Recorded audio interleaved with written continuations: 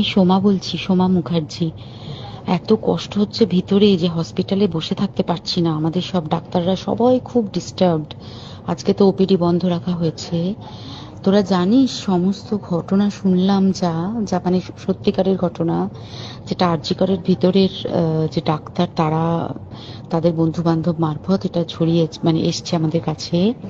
Actually যেটা ঘটেছে সেটা হচ্ছে, আমি শুনে তো মানে বিশ্বাস করতেও নিজেকে কেমন লাগছে রে। প্রত্যেকটা আমাদের ওয়েস্ট বেঙ্গলের প্রত্যেকটা মেডিকেল কলেজে, বিশেষ করে কলকাতার সরকারি মেডিকেল কলেজগুলোর প্রিন্সিপালরা, ডিপার্টমেন্টাল হেডরা, প্রিন্সিপালরা বিশেষ করে, তারা পাশ করানোর জন্য স্টুডেন্টদের কাছে রীতিমতো টাকা নেয়।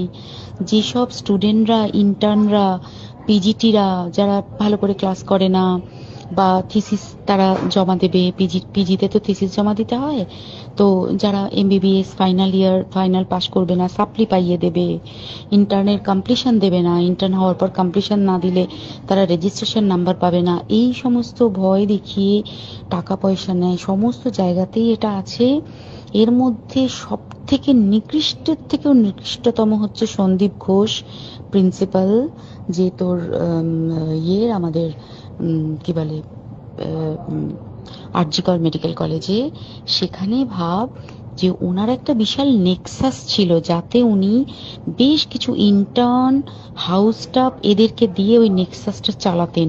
তারা ওখানে একটা সেক্স র্যাকেট চালাতো, তারা একটা ড্রাগ র্যাকেট চালাতো। ড্রাগ র্যাকেট মানে ওই যে ওটাতে বলেছে না, ড্রাগ মানে শুধু ওই হেরোইন আর ব্রাউন সুগারের ড্রাগ খাওয়া বা মদ খাওয়া নয়। ড্রাগ মানে হচ্ছে যে কম দামি, কম টাকায় যে ওষুধ পাওয়া যায়, যে ওষুধ, ওষুধ না জল ভগবান জানে, সেই ওষুধের মানে কোটি কোটি টাকায় যে টেন্ডার বেরোতো, সেই ওষুধ নিয়ে ওষুধ কোম্পানিগুলোর কাছ থেকে কোটি কোটি টাকা, সেই সমস্ত টাকার একটা বড় অংশ যেত পার্টি ফান্ডে। বুঝতেই পারছিস তাহলে, সেই জন্য পার্টির একদমই কাছের উনি, পার্টির মানে একদম খোদ মানে ওপর লেভেলের একদম আসল জায়গাকার কাছে। তো এবার উনি এই যে নেক্সাসটা চালাতেন, তাতে রীতিমতো কোন ইন্টার্নকে উনি পাশ করাবেন, কোন পিজিটিকে উনি থিসিস কমপ্লিট করাবেন, সেগুলো সব ভয় দেখিয়ে টাকা নিতেন। আর তার হয়ে কাজ করতো ওই ইন্টার্ন হাউস স্টাফের একটা পুরো বড় নেক্সাস। এবার এই মেয়েটির যে পিজিটি, মেয়েটি অত্যন্ত ভালো, সে তার থিসিসটা কমপ্লিট করাবে না বলে হুমকি দিচ্ছিল। সে এটা জানতে পেরে গিয়ে বলেছিল যে আমি এরকম কোনোভাবেই মেনে নেব না, আমি এর এর বিরুদ্ধে আমি যাব এবং আমি এর বিরুদ্ধে সব ফাঁস করে দেবো। তখন তাকে রীতিমতো ধমক দেওয়া হচ্ছিল। এটা চলছিল লাস্ট 6 মান্থস ধরে।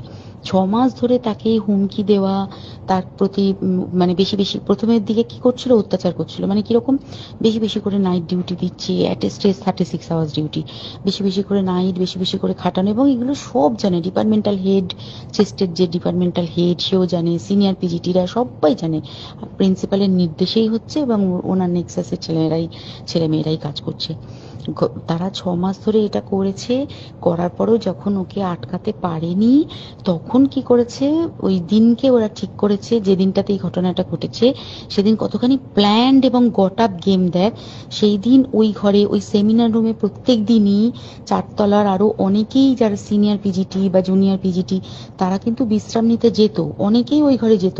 সেই দিনকে ও একা, ওকে বলেছে তুমি ঘুমিয়ে পড়ো, ওকে একা রেখে এসেছে। বাকিরা কাউকে যেতে দেয়নি, বলেছে ওই ঘরে আজকে ঘটনা ঘটছে, মানে কাজ হচ্ছে, ওই ঘরে কেউ যাবে না। ওই ঘরে সেই দিনকে ওর সাথে যখন খাওয়া দাওয়া করেছে বাকি 4 জন, সেই 4 জনের মধ্যে একটি মেয়ে পর্যন্ত ছিল। সে কিরকম মেয়ে চিন্তা কর, এরা ডাক্তার না জানোয়ার জানি না, আমি জানোয়ার বললেও জানোয়ারদের অপমান করা হয়, কারণ জানোয়ার সমাজে এরকম কাজ হয় না। তো ডাক্তার না কি আমি বলতে পারবো না।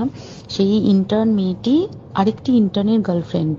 তো তার সাথে ওই পিজিটি মেয়েটির প্রচুর ঝগড়া হয়েছে। ঝগড়া হওয়ার পরে তারা তো হুমকি টুমকি দিয়ে চলে গেছে, দিয়ে তারা বলেছে তুমি ঘুমো। এবার ও তো আর জানে না, ভালো মনে শুতে এসেছে। তারপরে তারা গিয়ে মদটদ খেয়েছে, 7-8 জন মিলে চড়াও হয়েছে। এবং তোরা জানিস যে প্রথমে তার হাত দুটোকে দুপাশে 2 জন ধরে রেখেছে, এবং সেই কাজে সেই মেয়েটিও সাহায্য করেছে, ইন্টার্ন মেয়েটি।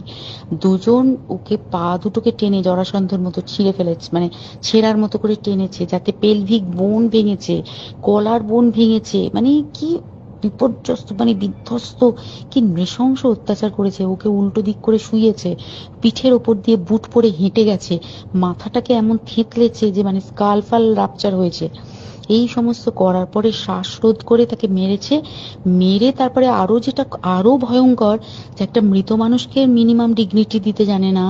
তারা নিচে এসে দেখেছে ওই সঞ্জয় তখন বসে মদ খাচ্ছিল অন্য আরো গ্রুপ ডি স্টাফদের সাথে। সঞ্জয় ছেলেটা আছে, তার কাটা সঞ্জয় বলতো ওরা, ওকে বলে ফল গাই। মানে ওর একটু ওইসব আলুর দোষ আছে, ও যত্রতত্র যখন তখন প্রস্টিটিউট এলাকায় যায়। এবার দেখেছে যে একে দিয়ে যদি একটা রেপ করিয়ে দিতে পারি তাহলে ঘটনার মোড়টা অন্যদিকে ঘুরে যাবে। এইবার ওকে বলেছে, যা সেমিনার রুমে তোর জন্য রেখে এসেছি, যা তুই এবার গিয়ে কাজ করে দিয়ে আয়। ও এসে ওই ডেড বডিকে রেপ করেছে যাতে তার ভ্যাজাইনাতে সিমেন্ট পাওয়া যায়। তো এবার এই হচ্ছে, প্লিজ আমি নাম করে ফেললাম সবকিছুই, কতজন আমি যে নামগুলো পাঠিয়েছি এই সব ডাক্তাররা, এরা সব জড়িত জানিস। কিন্তু কেউ কোনো প্রমাণ নেই, প্রমাণ লোপাটের জন্য সেদিনকে ওই ইন্টার্ন এবং ডাক্তাররা যে ওইখানের যে বাথরুমটাতে হাত পা ধুয়েছে, রক্ত ধুয়েছে, সেইটাকে সাত তাড়াতাড়ি প্রমাণ লোপাটের জন্য ওই দেওয়ালকে ভেঙে দিয়ে তার মানে ওই বাথরুমের জায়গাটাকেই ভাঙতে হচ্ছে ওদের। ওখানে নাকি ওরা রুম বানাবে, কালকে দেখেছিস তোরা খবরে। আর বেশি বলতে পারছি না, মানে তোরা তো সবাই প্রোটেস্ট করিস, আমরা তো আমাদের দিক থেকে করছি, কিন্তু কিছুই হবে না, এই পোড়া দেশে কিছুই হবার নেই, শুধু ভেতরে ভেতরে গুমড়ে গুমড়ে কষ্ট পাওয়া। আর আগামী প্রজন্মের যে ডাক্তাররা বেরোবে, তারা যে ইন্টার্ন বা পিজিটি বা এই যাদের কাছে আমরা যাব ভবিষ্যতে, তারা কি ডাক্তার না কি আমি জানি না, কি নিয়ে তাদের কাছে আমরা যাব আর কি করে বা আমাদের পরের প্রজন্মকে আমরা সুরক্ষিত রাখবো।